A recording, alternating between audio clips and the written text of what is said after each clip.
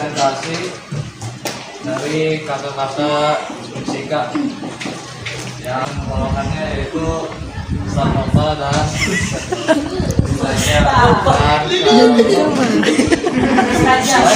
didengarkan. Amin. Silakan materi.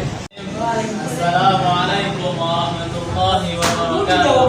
Waalaikumsalam warahmatullahi wabarakatuh. Alhamdulillah, alhamdulillah ala bil qalam, ala al-insan wa ala mala. Salatu wassalamu ala rasulina Mustafa wa ala alihi washabbihi ajmain. Amma ba'du.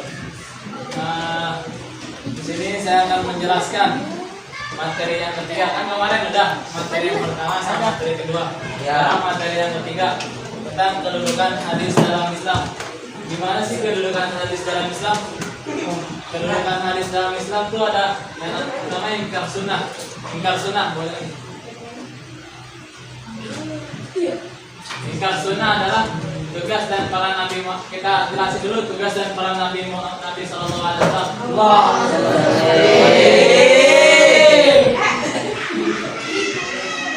Tugas Nabi Sallallahu Alaihi Wasallam itu dijelaskan di dalam Al-Quran. Berbayyinat wa zubur wa kana ila dzikra itu bayyinat linnas ma nuzila ilaihim wa la'allahum yatafakkarun.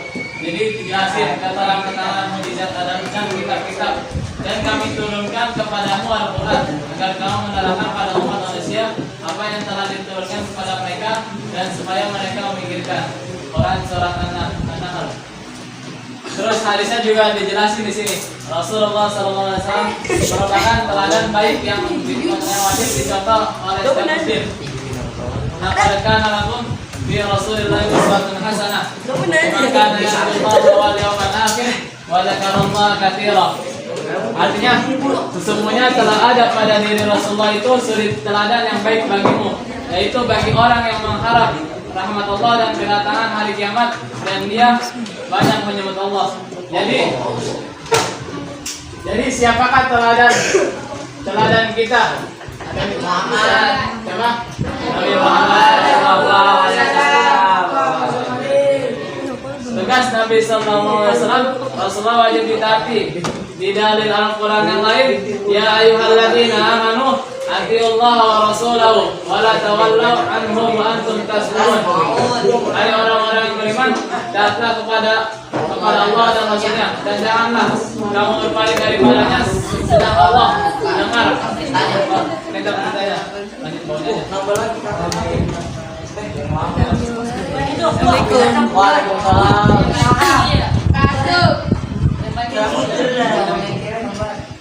Adalah sesuatu yang tidak dibenarkan. Maka barang siapa yang menerima Al-Quran, berarti ia harus menerima sunnah Rasul. Para ulama telah sepakat bahwa sunnah atau hadis sebagai salah satu hujjah dalam hukum Islam setelah Al-Quran. Dan orang yang mengingkari hujjah hadis Nabi adalah kafir, keluar dari Islam. Jadi di sini kesimpulannya sudah jelasin bahwa orang yang mengingkari hadis Nabi dia adalah kaum kafir atau keluar dari Islam. Jadi ya, kalau ada yang menghujah, tahu artinya menghujah Pak? Menghujah artinya membuli atau enggak yang lainnya. Misalkan ada orang yang menghujah itu hadis Nabi, itu dia adalah kafir atau enggak keluar dari Islam. Malah beda lagi kalau malah apa? Pindah agama. Kalau misalkan malah tuh, misalkan dia orang Islam, orang Kristen, Islam itu disebut malah. Kalau ateis itu orang yang punya agama. Orang yang punya agama ya. Kalau tidak ateis.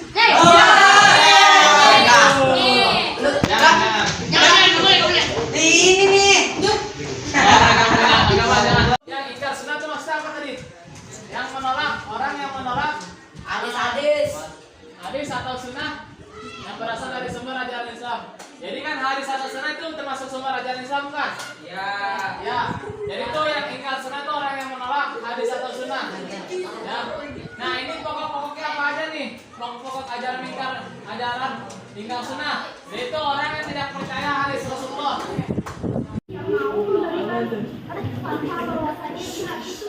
Di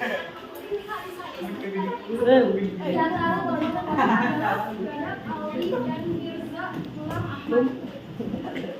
Yang pertama, Gulam Ahmad Parwes. Menabung enggak? Iya deh, Kak. Dua. Yang kedua nih berisik banget. Kawin aja lu balik sono. Gulam Ahmad Parwes mendirikan organisasi bernama Ahlul Al-Quran atau Keluarga Al-Quran.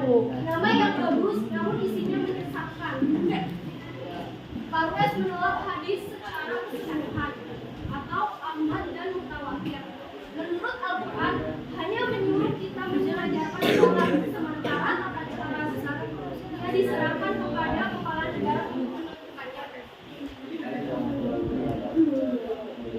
Itu beberapa, Kak? Kasim, oh iya. Untuk ajaran ikat sunnah, itu orang yang tidak percaya hadis Rasulullah. Terus dasar hukum Islam hanya Al-Quran saja. Terus tiga, selain mereka bermacam-macam. Yang keempat, puasa wajib hanya bagi mereka yang melihat bulan saja. Yang kelima, Nabi Muhammad tidak berhak menjelaskan Al-Quran. Yang enam, orang yang meninggal tidak disalati karena tidak ada perintah dari Al-Quran. Yang tujuh, pakaian ihram bebas. Jadi, kalau misalkan di dalam Al-Quran itu belum sepenuhnya, jadi yang dalam Al-Quran itu masih apa? Belum sepenuhnya dijelasin kayak di hadis. Kalau misalkan di hadis kan kita harus pakai pakaian yang rapi atau kan yang apa? Dan kalau misalkan di Al-Quran tuh, Iya, Kak.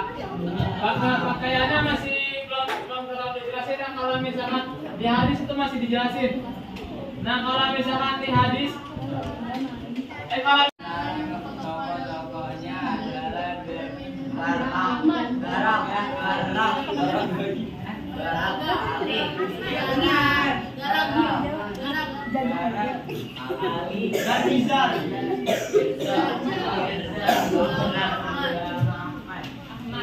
Ya.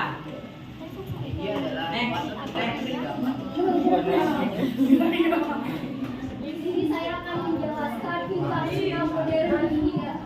India adalah negara jajahan Inggris untuk melepas diri dari jajahan menerumutkan jihad pihak Inggris.